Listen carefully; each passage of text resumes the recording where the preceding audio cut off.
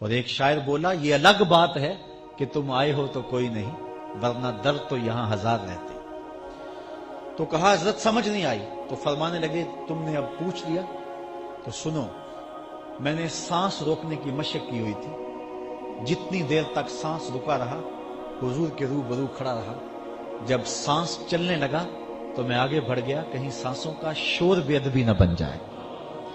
محبت والوں کے تو یہ انداز ہوا کرتی ہے، پیار والوں کے تو یہ طریقے ہوتے ہیں۔ اور کہاں کہ ترازو گاڑے جا رہے ہیں اور اس کو تولا جا رہا ہے جو تولا نہیں جا سکتا، اس کو ناپا جا رہا ہے جو ناپا نہیں جا سکتا۔ تو محبتوں کا فقدان ہو گیا اور سینے سے وہ نور چھن گیا اور نقصان ہو گیا۔ آئیے دوبارہ سے اس پیار کی جوت کو جگائیں اور حضور سے تعلق کو مضبوط کریں۔ ایسے لوگوں کی طرف ٹیڑھی نظر سے بھی نہ دیکھیں، لٹ جائیں گے، کچھ پلے نہیں رہے گا۔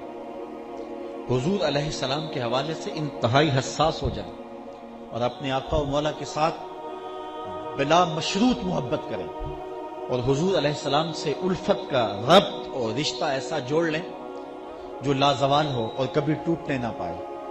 اعلی حضرت تو کہتے ہیں کہ لحد میں عشق رخ شاہ کا داغ لے کے چلے، اندھیری رات سنی تھی چراغ لے کے چلے۔ وہ کہتے ہیں یہ چراغ تو ہم قبر میں بھی لے کے جا رہے ہیں، اس لیے کہ اس قبر میں بھی اجالا ہوگا تو عشق رسول کا ہوگا۔ دل دے دیوے دی روشنائی، میاں صاحب بولے دل دے دیوے دی روشنائی جاوے وچ زمین۔ تو اس روشنی نے دنیا میں بھی اجالے کرنے ہیں اور قبر میں بھی اجالے کرنے ہیں۔ مجھے یاد آئے شیخ عبدالحق محدث دہلوی فرماتے ہیں جب سے یہ سنا ہے کہ قبر میں حضور آئیں گے، پتہ نہیں موت کہاں مر گئی ہے، جی چاہتے ہیں زندہ ہی قبر میں چلے جائیں۔ اللہ اکبر، اس لیے کہ وہاں حضور آئیں گے۔ یہ تو محبت والوں کی بولی ہے، یہ تو پیار والوں کا انداز ہے۔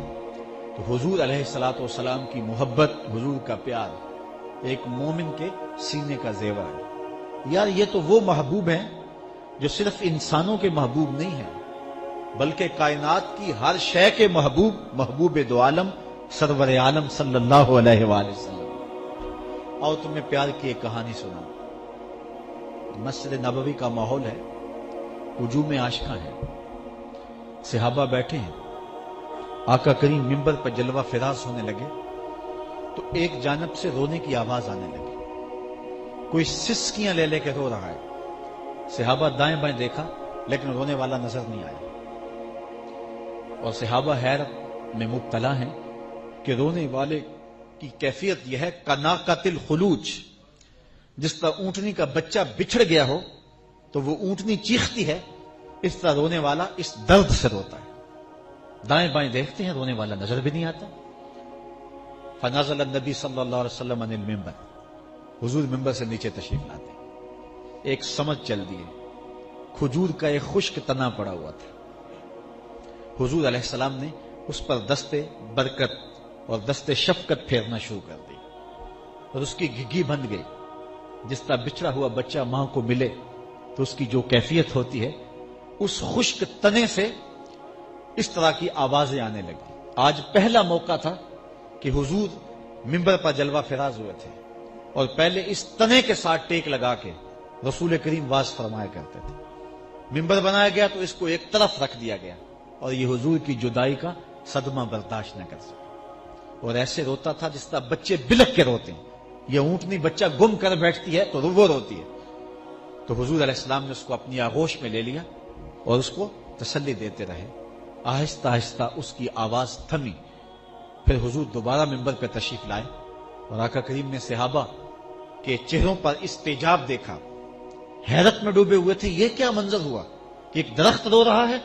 تو آقا کریم علیہ السلام فرمانے لگے لو لم افعل ہاکذا لہن الی یوم القیامہ، اے صحابہ اگر منبر سے اتر کے اپنے عاشق زار کو یوں تسلی نہ دیتا تو یہ قیامت تک روتا رہتا۔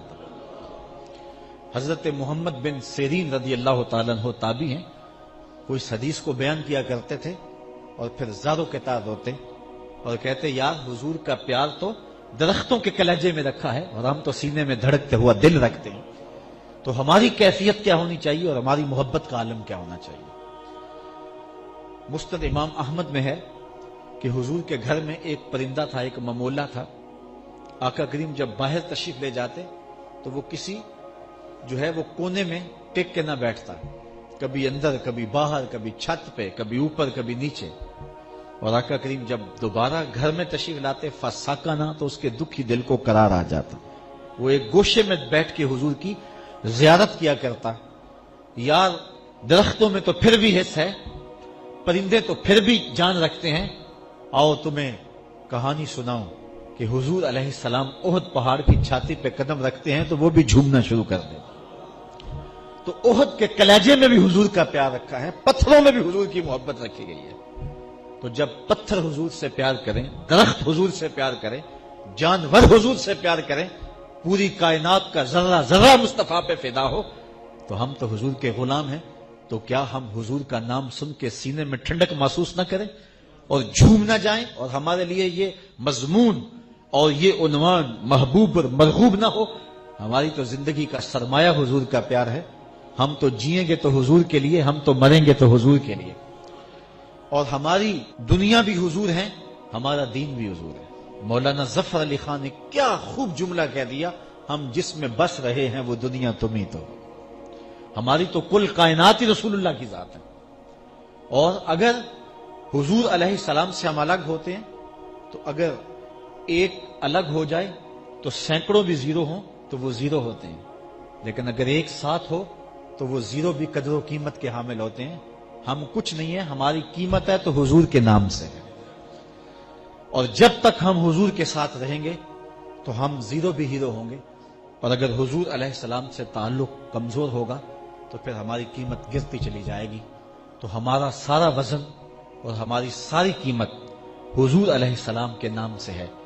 اقبال نے یہ خلاصہ بیان کیا کہ اگر تم پست کو بالا کرنا چاہتے ہو اور اگر تم پستیوں کو بلندیاں دکھانا چاہتے ہو تو ایک ہی نسخہ ہے، اور یہ نسخہ کیمیا ہے کہ حضور علیہ السلام کے ساتھ جڑ جاؤ تو زمانے میں سرخود ہو جاؤ گے اور کامیاب ہو جاؤ گے.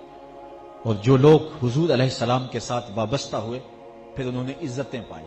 آپ سے ایک سادہ سوال پوچھتا ہوں کہ جب میرے حضور تشریف لائے تو زمانے کے خاقان کا نام کیا تھا؟ عالی مرتبت علماء کرام جو تاریخ کا گہرا مطالعہ رکھتے ہیں تو ان کی نظر میں اور ان کے ذہن مبارک میں وہ نام ہو تو ہو، ورنہ ہم سب قاصر ہوں گے کہ اس دور کے خاقان کا نام کیا تھا. اگر میں پوچھوں کہ اس دور کے کیسر کا نام کیا تھا تو اس کا جواب بھی مشکل ہوگا. علماء کرام کے علاوہ جواب دینا ہمارے بس میں نہیں ہوگا. اگر میں کہوں کہ اس دور کے کسرا کا نام کیا تھا تو بہت تھوڑے لوگ جانتے ہوں گے. یہ اس دور کا اوباما تھا. لیکن اس حال میں اور اوپر دو حالوں میں اور اس سے پچھلے حال میں اور باہر تاحد نظر لوگ جو بیٹھے ہیں تو شاید انگلیوں پہ گنے جا سکیں جو بتائیں کہ اس دور کے کسرا کا نام کیا تھا، جبکہ اس دور کا جو ہے وہ اوباما تھا.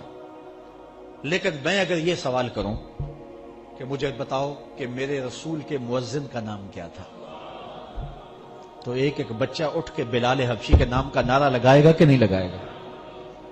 تو پھر وزن تو ہے حضور کے ساتھ، نام تو ہے حضور کے ساتھ. پھر آئیے اقبال کا پھر لہجہ دیکھیے. اقبال یہ کس کے عشق کا فیض عام ہے، رومی فنا ہوا حبشی کو دوام ہے.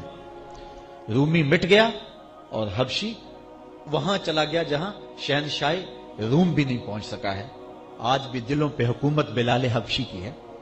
بلال کا کالا رنگ حوروں کے ماتھوں پہ تلک لگا کے سجایا گیا ہے، اور رومی کا نام بھی مٹ گیا، اس کا نشان بھی مٹ گیا. اگر چاہتے ہو کہ لازوال ہو جائیں، اگر چاہتے ہو کہ امر ہو جائیں، اگر چاہتے ہو کہ نام بھی نہ مٹے اور ذکر بھی نہ مٹے تو آؤ حضور کے نام پہ قربان ہو جاؤ. حضور کے نام پہ قربان ہونے جانے والا امر ہو جاتا ہے اور زمانہ اس کا نام نہیں بھولتا. یار ایک منڈا تھا، اس کو جانتا کوئی نہیں تھا.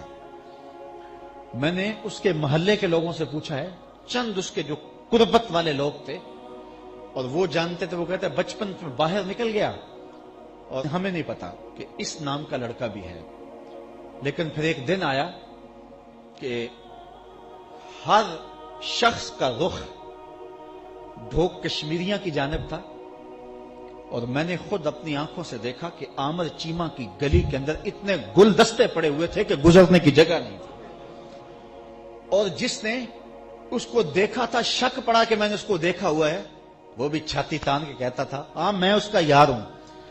یار اسے تو کوئی جانتا نہیں تھا، لیکن زمانہ اس کا یار بن رہا ہے، اور لوگ جو اس کے والد سے دور کی شناسائی رکھتے ہیں وہ بھی کہتے ہیں جی میرے بڑے پرانے تعلقات ہیں. یہ تعلقات کیسے جاگے اور یہ کس طرح شناسائی ہوئی؟ یہ صرف ایک ہی نام ہے، اور وہ نام ہے میرے محمد عربی صلی اللہ علیہ وسلم. اللہ اکبر، یا رسول اللہ. نہیں تو لاہور کے کوچائے چابک سواراں کی کہانی سن لو. بیٹا لوہاروں کا ہے اور دکان پہ ٹھک ٹھک کرتا ہے اور اسے کوئی گلی میں بھی نہیں جانتا. اور پھر ایک دن آیا، وہ زمانے کے سینوں کے اندر دھک دھک کرنے لگا. امیر ملت پیر جماعت علی شاہ رحمت اللہ تعالی، اس زمانے میں جن کے 1,00,000 مریدین تھے، کوئی معمولی نام نہیں ہے امیر ملت علیہ رحمہ کا. امیر ملت جنازے میں شامل ہوئے، غازی علم الدین لوگوں کے کندھوں پہ جا رہا تھا اور امیر ملت کی آنکھوں میں آنسو تھے، اور کہنے لگے لوگوں میں نے بڑے بڑے بادشاہوں کی کہانیاں سنی ہیں، میرے دل میں کبھی امنگ نہیں جاگی کہ میں فلاں